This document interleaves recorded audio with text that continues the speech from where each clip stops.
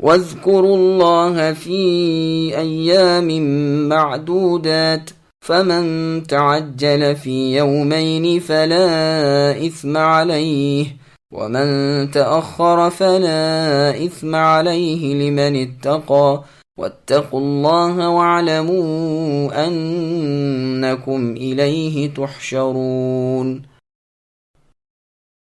اور اللہ تعالیٰ کی یاد ان گنتی کے چند دنوں میں کرتے رہا کرو، 2 دن کی جلدی کرنے والے پر بھی کوئی گناہ نہیں، اور جو پیچھے رہ جائے اس پر بھی کوئی گناہ نہیں۔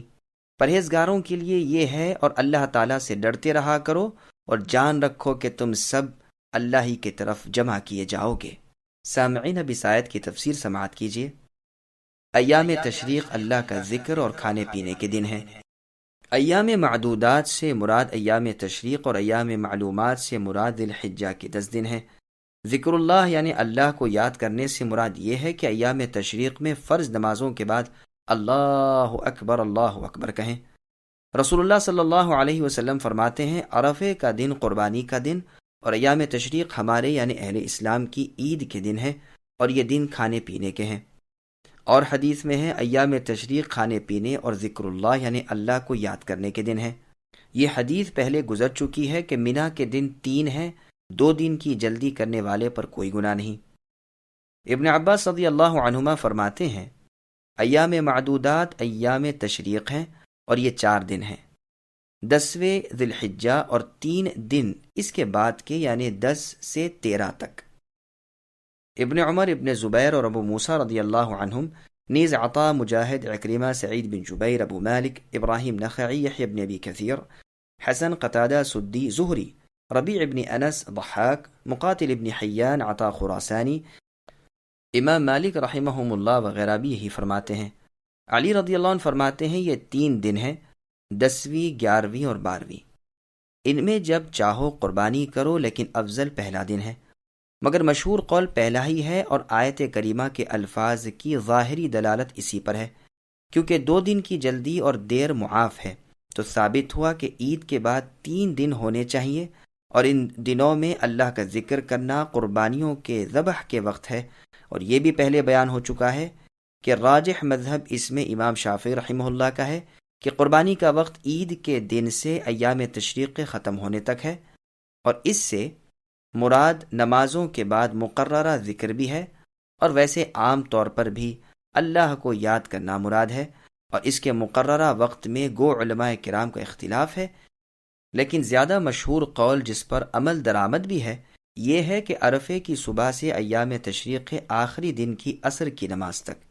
اس بارے میں ایک مرفوع حدیث بھی دارالقطنی میں ہے، لیکن اس کا مرفوع ہونا صحیح نہیں، واللہ اعلم۔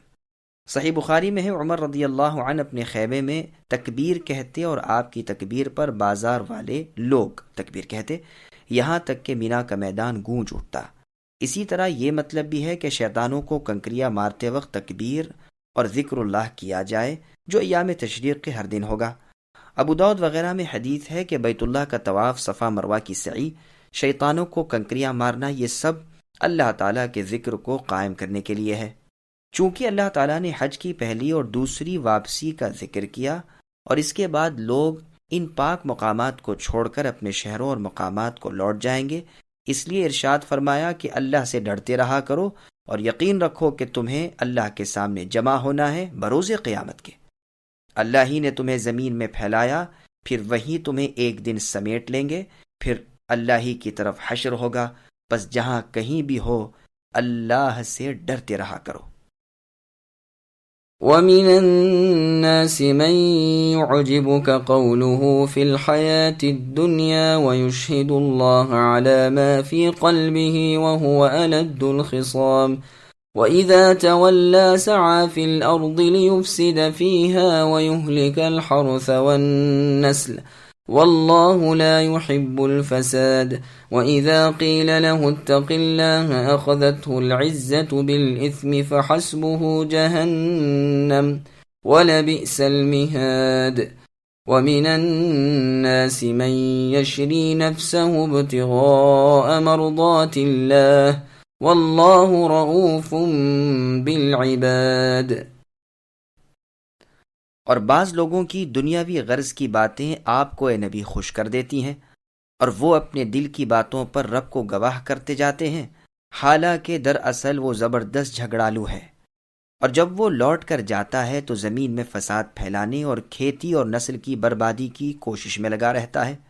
اللہ تعالیٰ فساد کو ناپسند رکھتے ہیں، اور جب اس سے کہا جائے کہ اللہ سے ڈرو تو تکبر اور تعصب اسے گناہ پر آمدہ کر دیتے ہیں۔ ایسے کو جہنم ہی کافی ہے، اور یقیناً وہ بدترین جگہ ہے۔ اور بعض لوگ وہ بھی ہیں کہ اللہ تعالیٰ کی رضامندی کی طلب میں اپنی جان تک بیچ ڈالتے ہیں، اور اللہ تعالیٰ اپنے بندوں پر بڑی شفقت کرنے والے ہیں۔ سامعین، اب ان آیتوں کی تفسیر سماعت کیجیے۔ منافقوں کا طریقہ کار اور ان کی نشانیاں۔ سدی رحمہ اللہ کہتے ہیں کہ یہ آیت اخنس ابن شریق ثقفی کے بارے میں نازل ہوئی ہے۔ یہ منافق شخص تھا، ظاہر میں مسلمان تھا لیکن باطن میں مخالف تھا۔ ابن عباس رضی اللہ عنہما کہتے ہیں کہ منافقوں کے بارے میں نازل ہوئی ہے جنہوں نے خبیب رضی اللہ عنہ اور ان کے ساتھیوں کی برائیاں بیان کی تھیں جو رجیع میں شہید کیے گئے تھے، تو ان شہداء کی تعریف میں من یشری نفسہ ابتغاء مرضات اللہ والی یہی آیت اتری، اور منافقین کی مذمت کے بارے میں من یعجبک والی آیت نازل ہوئی۔ بعض کہتے ہیں کہ یہ آیت عام ہے، تمام منافقوں کے بارے میں پہلی اور دوسری آیت ہے، اور تمام مؤمنوں کی تعریف کے بارے میں تیسری آیت ہے۔ قتادہ رحمہ اللہ وغیرہ کا قول یہی ہے اور یہی صحیح ہے۔ نوف بکالی رحمہ اللہ جو تورات و انجیل کے بھی عالم تھے فرماتے ہیں کہ میں اس امت کے بعض لوگوں کی برائیاں اللہ تعالیٰ کی نازل کردہ کتاب میں پاتا ہوں۔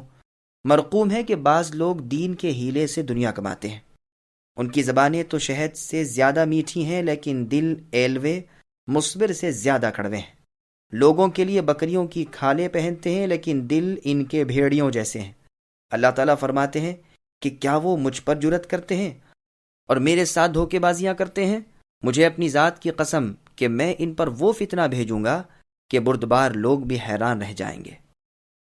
محمد ابن کعب القرظی رحمہ اللہ لکھتے ہیں، میں نے غور سے دیکھا تو معلوم ہوا کہ یہ منافقوں کا وصف قرآن میں بھی موجود ہے۔ پڑھیے آیت وَمِنَ النَّاسِ مَن يُعْجِبُكَ قَوْلُهُ فِي الْحَيَاةِ الدُّنْيَا۔ سعید رحمہ اللہ نے بھی جب یہ بات اور کتابوں کے حوالے سے بیان کی تو محمد ابن کعب القرظی رحمہ اللہ نے یہی فرمایا تھا کہ یہ قرآن میں بھی ہے، اور اسی آیت کی تلاوت کی تھی۔ سعید رحمہ اللہ کہنے لگے، میں جانتا ہوں کہ یہ آیت کس کے بارے میں نازل ہوئی ہے۔ آپ نے فرمایا، سنیے، یہ آیت شان نزول کے اعتبار سے گو کسی کے بارے میں ہی ہو لیکن حکم کے اعتبار سے عام ہوتی ہے۔ ابن محیصن رحمہ اللہ کی قراءت میں یشہد اللہ ہے، معنی یہ ہوں گے کہ گو وہ اپنی زبان سے کچھ ہی کہے لیکن اس کے دل کا حال اللہ تعالیٰ کو خوب معلوم ہے، جیسے اور جگہ اللہ نے فرمایا اذا جاءک المنافقون الی آخرہ، یعنی منافق اے نبی جب آپ کے پاس آ کر آپ کی نبوت کی گواہی دیتے ہیں، رب تو جانتے ہیں کہ آپ اللہ کے رسول ہیں لیکن رب کی گواہی ہے کہ یہ منافق یقیناً جھوٹے ہیں۔ لیکن جمہور کی قراءت یشہد اللہ ہے، تو معنی یہ ہوئے کہ لوگوں کے سامنے تو یہ اپنی خباثت کو چھپاتے ہیں لیکن اللہ کے سامنے ان کے دل کا کفر و نفاق ظاہر ہے، جیسے اور جگہ ہے یستخفون من الناس ولا یستخفون من اللہ وهو معهم، یعنی یہ منافق لوگوں سے چھپاتے ہیں لیکن اللہ سے نہیں چھپا سکتے، جبکہ اللہ تعالیٰ ان کے ساتھ اپنے علم کے ذریعے ہوتے ہیں۔ ابن عباس رضی اللہ عنہما نے یہ معنی بیان کیے ہیں کہ لوگوں کے سامنے اسلام ظاہر کرتے ہیں اور ان کے سامنے قسمیں کھا کر باور کراتے ہیں کہ جو ان کی زبان پر ہے وہی ان کے دل میں ہے۔ صحیح معنی آیت کے یہی ہیں کہ عبد الرحمن بن زید اور مجاہد رحمہ اللہ سے بھی یہی مروی ہے۔ ابن جریر رحمہ اللہ بھی اسی کو پسند فرماتے ہیں۔ آیت میں الد الخصام کے معنی لغت میں ہے سخت ٹیڑھا، جیسے اور جگہ ہے وَتُنذِرَ بِهِ قَوْمًا لُدًّا، یعنی اے نبی آپ کو ہم نے نبی بنا کر ایسی قوم کی طرف بھیجا ہے تاکہ آپ اس ٹیڑھی سخت قوم کو ڈرا دیں، یعنی اپنی قوم مشرکین مکہ، قریش اور دیگر عرب۔ یہی حالت منافق کی ہے کہ وہ اپنی حاجت میں جھوٹ بولتا ہے اور حق سے ہٹ جاتا ہے، سیدھی بات چھوڑ دیتا ہے اور افتراء اور بہتان بازی کرتا اور گالیاں بکتا ہے۔ صحیح بخاری اور مسلم میں ہے کہ منافق کی 3 نشانیاں ہیں، جب بات کرے جھوٹ بولے، جب وعدہ کرے بے وفائی کرے، جب جھگڑا کرے گالیاں بکے۔ بخاری اور مسلم کی ایک حدیث میں یوں ہے کہ سب سے زیادہ برا شخص اللہ تعالیٰ کے نزدیک وہ ہے جو سخت جھگڑالو ہو۔ اس کی کئی ایک سندیں ہیں۔ پھر ارشاد ہوتا ہے کہ جس طرح یہ برے اقوال والا ہے اسی طرح افعال بھی اس کے بدترین ہیں۔ قول تو یہ ہے لیکن فعل اس کے سراسر خلاف ہے، عقیدہ بالکل فاسد ہے۔ سعی سے مراد یہاں قصد ہے، جیسے اور جگہ ہے ثم ادبر یسعی، اور فرمان ہے فسعوا الی ذکر اللہ، یعنی جمعے کی نماز کا قصد و ارادہ کرو۔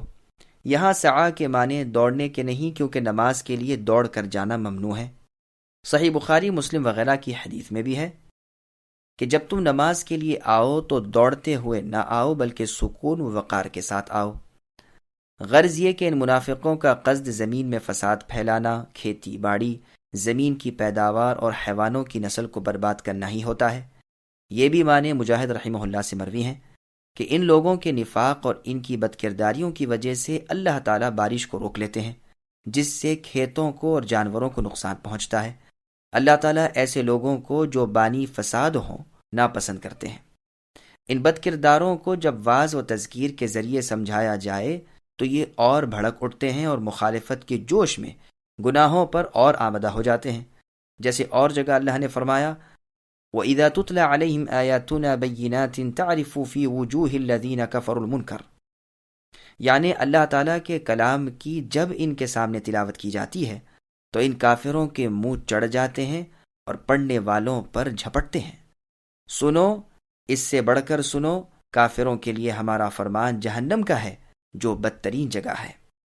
یہاں بھی یہی فرمایا کہ ان کے لیے جہنم ہی کافی ہے، یعنی سزا میں، اور وہ بدترین اوڑھنا بچھونا ہے۔ مؤمن کی شان۔ منافقوں کی مذموم خصلتیں بیان فرما کر اب مؤمنوں کی تعریفیں ہو رہی ہیں۔ یہ آیت صہیب ابن سنان رومی رضی اللہ عنہ کے حق میں نازل ہوئی۔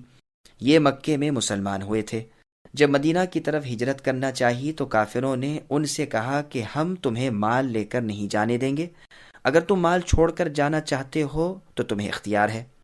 آپ نے سب مال چھوڑ دیا اور کفار نے اس پر قبضہ کر لیا، اور آپ نے ہجرت کی جس پر یہ آیت اتری۔